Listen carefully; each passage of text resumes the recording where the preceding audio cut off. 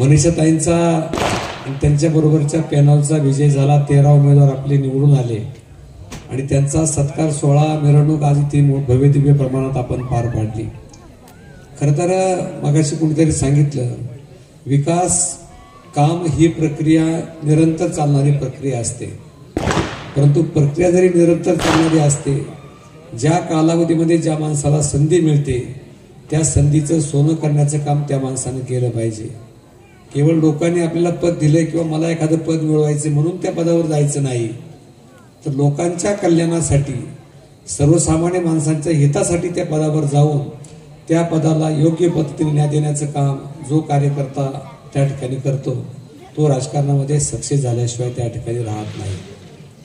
आज मनीषाताईंच्या गळ्यामध्ये सरपंच पदाची माळ पडली।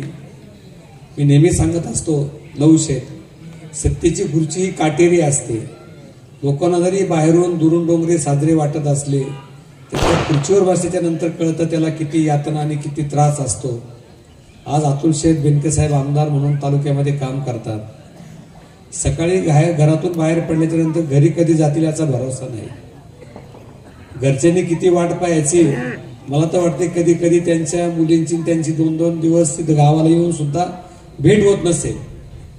म्हणजे एवढं त्याग करावा लागतो, त्यागामधूनच त्या ठिकाणी निर्मिती होत असते। जानकू शेटने या गावाच्या विकासासाठी, विशेष करून मुक्ताबाईच्या मंदिराच्या जीर्णोद्धारासाठी लोकांना सगळ्यांना बरोबर घेतलं, लोकांना एकत्र केलं। सगळ्यांना आराखडा करण्यापासून तर अगदी कलशारोहण सोहळा होईपर्यंत सगळ्या लोकांना विश्वासामध्ये आणि बरोबर घेऊन एक भव्य दिव्य अशी मंदिराची त्या ठिकाणी उभारणी करू शकते। मी नेहमी सांगत असतो, जी व्यक्ती स्वतःचा प्रपंच चांगला करू शकते, स्वतःचं कुटुंब चांगलं चालवू शकते, तीच व्यक्ती गावचा कारभार, गावचा प्रपंच चांगल्या पद्धतीने चालवू शकते। जानकू शेठ, तुम्ही तुमचं प्रपंच चांगला चालवलेला आहे। आज मुक्ताबाईचं एवढं भव्य दिव्य असं मंदिर तुम्ही त्या ठिकाणी तुमच्या सगळ्या सहकार्यांना बरोबर घेऊन आज त्या ठिकाणी निर्माण केलेलं आहे आणि आता गावामध्ये तुम्हाला त्या ठिकाणी लोकांनी काम करायची संधी दिलेली आहे। आणि मग सरपंच पदावरती आल्याच्या नंतर अनेक आव्हानं त्या ठिकाणी आपल्या समोर आपल्याला असणार आहेत। आता मागच्याही 5-7 वर्षापूर्वी या परिसरामध्ये आदरणीय अतुल शेठ बेनके साहेबांनी मला जिल्हा परिषदला काम करायला संधी मिळाली। त्यावेळेला पुढच्या चौकामध्ये सभा झालेली होती, त्यावेळेला अतुल शेठ पण सभेला होते आणि त्यावेळेला सभेमध्ये बोलताना आम्ही एक शब्द आपल्याला दिलेला होता की जी विकास कामं बेले गावामध्ये प्रलंबित आहेत, जी कामं रखडलेली आहेत, ती कामं 100% मार्गी लावण्याचं काम पुढच्या कालावधीमध्ये राष्ट्रवादी काँग्रेस पक्षाच्या माध्यमातून होईल। तुम्ही राष्ट्रवादी काँग्रेस पक्षाच्या उमेदवाराच्या पाठीमागे भरभक्कमपणे उभं राहा। अतुल शेटने आणि मी दोघांनी एक शब्द आम्हाला कॉमन दिलेला होता की तुम्ही त्यावेळेचे आत्ताचे सगळ्या तुमच्या भागाचे फोटो काढून ठेवा। मग स्मशानभूमीचा फोटो काढा, ज्या विसावा चौकात आपण बसलो इथला फोटो काढून ठेवा, दवाखान्याचे सगळ्या ठिकाणचे फोटो काढून ठेवा आणि 5 वर्षानंतर तुम्हाला त्या ठिकाणी त्यावेळेचा फोटो आणि बदललेला फोटो आम्ही तुम्हाला दाखवू, हे करून दाखवू, हे त्यावेळेला अगोदर आम्ही तुम्हाला सांगितलं होतं। आणि त्याप्रमाणे अतुल शेठ बेनके साहेबांच्या माध्यमातून असेल, नामदार दिलीपरावजी वळसे पाटील साहेबांच्या माध्यमातून असेल, आपले लोकप्रिय खासदार डॉक्टर अमोल कोल्हे साहेबांच्या माध्यमातून असेल, हे सगळ्यांनी राष्ट्रवादी काँग्रेस पक्षाने जाणीवपूर्वक करण्याचा प्रामाणिकपणे प्रयत्न केला आणि हे सगळं चित्र आता आपल्याला बदललेलं दिसतंय।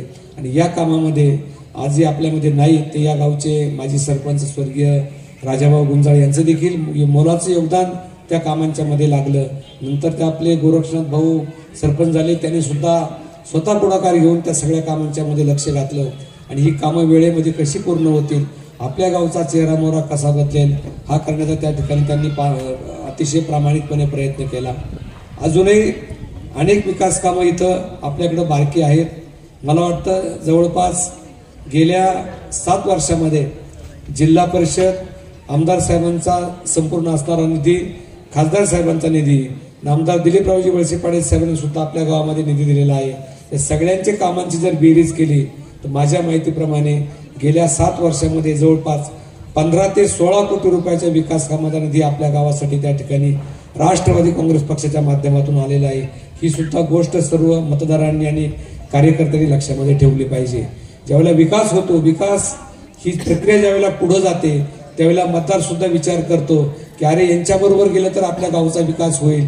आणि म्हणून मला या ठिकाणी भाऊ तुम्हाला सांगायचे की आमच्या परिसरामध्ये जवळपास 9 ग्रामपंचायत निवडणुका झाल्या आणि या 9 ग्रामपंचायतच्या मध्ये बांगरवाडी गावची निवडणूक बिनविरोध झाली, गुळणवाडीची निवडणूक बिनविरोध झाली आणि पिंपरी कावळ 3 गावांच्या निवडणुका बिनविरोध झाल्या आणि बाकीच्या गावांच्या मध्ये माझं असं मत आहे की मतदारांनी विकास कामांना त्या ठिकाणी पसंती दिली आणि जे विकास कामाच्या पाठीमागे जाणारे लोक आहेत अशाच लोकांना त्या ठिकाणी मतदारांनी निवडून दिलेलं आहे।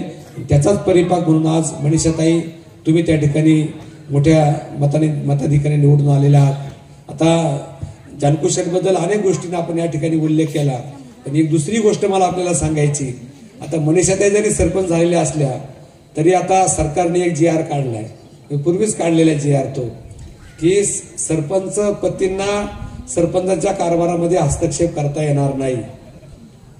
काम जे करायचे ताई ते तुम्हाला स्वतः करायचे। तिथे ज्यावेळेला तुमची मीटिंग असेल, मासिक सभा असेल किंवा तुमची ग्रामसभा असेल त्यावेळेला त्या सभेमध्ये उत्तरं तुम्हाला स्वतः द्यायची। त्यामुळे तुम्हाला मी आता एक ग्रामपंचायतच्या कायद्याचं पुस्तक माझ्यातर्फे उद्या पाठवतो, त्या पुस्तकाचा चांगला अभ्यास करा, सगळे कायदे समजून घ्या ग्रामपंचायतचे आणि स्वतः त्या ठिकाणी सरपंच म्हणून सभेचे अध्यक्ष असताना आपल्याला हे सगळं समजलं पाहिजे, आपल्याला सगळे निर्णय देता आले पाहिजेत। तो अभ्यास त्या ठिकाणी तुम्ही करा। बाहेरून जानकुशेठ तुम्हाला किंवा बाकी सगळे कार्यकर्ते तुम्हाला मदत करतील, पण प्रत्यक्ष निर्णय घेण्याची वेळ त्या ठिकाणी तुमच्यावर आलेली असणार आहे। त्यामुळे त्याचा सुद्धा तुम्ही सगळ्यांनी अभ्यास चांगला करावा। अतुल शेठ, माझी तुम्हाला विनंती आहे, तालुक्यात आपल्या 27 ग्रामपंचायत निवडणुका आता झालेल्या आहेत। तुम्ही दिवाळीच्या नंतर आपल्या 27 ग्रामपंचायत सर्व सदस्य आणि सरपंचासाठी 1 दिवसीय जुन्नरला पंचायत समितीच्या जिजामाता सभागृहामध्ये एक प्रशिक्षण आयोजित करावं। त्या प्रशिक्षणामध्ये ग्रामपंचायत सदस्याचं काय काम असतं, सरपंचांचं काय काम आहे, कुठली कर्तव्य आहेत, कुठल्या कामाला प्राधान्यक्रम दिला पाहिजे, हे सगळं प्रशिक्षण 1 दिवशी त्या ठिकाणी आमदार साहेब आयोजित करतील आणि त्या माध्यमातून तुम्हाला तुमचा पुढचा कारभार करायला निश्चितपणे त्या ठिकाणी चांगली मदत होईल। मी या निमित्तानं फार लांबल्याचं भाषण करणार नाही, परंतु जी विकास कामं झाली त्याबद्दल अतुल शेठ बेनके साहेबांनी इथं आपल्या बैलगाड्यांच्या घाटाला पैसे दिले। स्मशानभूमी आता आपली किती सुंदर झालेली आहे। हा चौक पहा तुम्ही, इथं पलीकडे पशुवैद्यकीय दवाखाना आहे, तिकडे प्राथमिक आरोग्य केंद्राची सगळ्या इमारती आता सुसज्ज आपल्याला झालेल्या आहेत। ग्रामपंचायतचे कार्यालय बांधण्यासाठी मनीषाताई जिल्हा परिषदेने 40 लाख रुपये तुम्हाला 4 वर्षापूर्वी दिलेत। तुमच्याकडे ते पैसे शिल्लक आहेत। तुम्ही आता पहिलं काम जर तुम्हाला जे छोटी मोठी कामं तुम्ही करणारच आहे, पण ज्याला दीपस्तंभ किंवा माइलस्टोन आहे ज्याला आपण म्हणू शकतो, असे एक भव्य दिव्य असं आपल्या बेलेगावाच्या वैभव, जसं मुक्ताबाईचं मंदिर सुंदर मंदिर आपण बांधलं, तसंच त्याच धर्तीवरती एक आपल्या जिल्ह्यामध्ये नाही, तालुक्यामध्ये नाही तर राज्यामध्ये अव्वल ठरेल अशा प्रकारचं ग्रामपंचायत कार्यालय त्या ठिकाणी उभारण्याचं काम सर्व सरपंच, सर्व आपले नेते मंडळी, कैलास, तुम्ही सगळ्यांनी त्या ठिकाणी हाती घ्यावं। त्यासाठी 40 लाख रुपये आता तुमच्याकडे शिल्लक आहे। 15व्या वित्त आयोगातून तुमच्याकडे तरतूद पण करून ठेवलेली आहे। त्यावेळेला आमदार साहेब तुम्ही एकदा पाठीमागं मिटिंग घेतली होती आमदार साहेबांनी सगळ्या जिल्हा परिषद सदस्यांची, आणि आम्हाला सांगितलं होतं की तुम्ही प्रत्येकानं आपापल्या मतदारसंघामधल्या पंचायतीमध्ये जा आणि 15व्या वित्त आयोगामध्ये 14व्या वित्त आयोगाचा जो काय निधी शिल्लक आहे तो निधी पूर्णपणे 100% खर्च कसा होईल याचं तुम्ही नियोजन करून द्या। आणि मग 14व्या वित्त आयोगातून सुद्धा आपल्या ग्रामपंचायतला बांधकामाला निधी त्या ठिकाणी ठेवलेला आहे। 15व्या वित्त आयोगातून काही तरतूद करा आणि जी रक्कम कमी पडेल ती रक्कम आदरणीय अतुल शेठ बेनके साहेब त्या ठिकाणी आपल्याला मग आमदार फंड असेल, जिल्हा नियोजन मंडळ असेल किंवा 25-15च्या माध्यमातून त्या ठिकाणी देतील। परंतु बेले गावामध्ये G+3 असं लिफ्ट वगैरे सगळ्या सुविधा असणारं एक भव्य दिव्य असं ग्राम सचिवालय बेले गावामध्ये पुढच्या 2 वर्षामध्ये त्या ठिकाणी उभं राहिलं पाहिजे आणि ते काम साहेब तुमच्या हातून व्हावं अशी सगळ्या ग्रामस्थांची इच्छा होती। पाठीमागे आम्ही प्रयत्न केला, भरपूर प्रयत्न केला, पण त्या गोष्टी आता मला त्या ठिकाणी बोलायच्या नाही। तुम्हाला सर्व ग्रामस्थांना तो विषय माहीत आहे, तेवढे तुम्ही त्या ठिकाणी काम करा।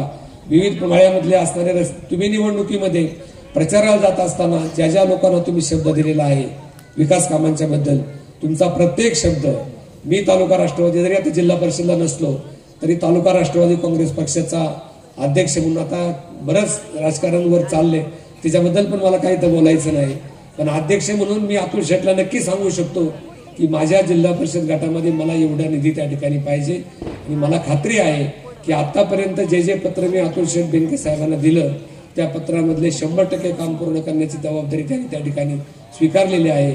त्यामुळे बेलेगाव या आपल्या परिसराला एक आदर्श ठरेल अशा प्रकारचं ग्राम सचिवालय इथं आपल्या गावामध्ये उभं राहील असा विश्वास या निमित्तानं मी देतो।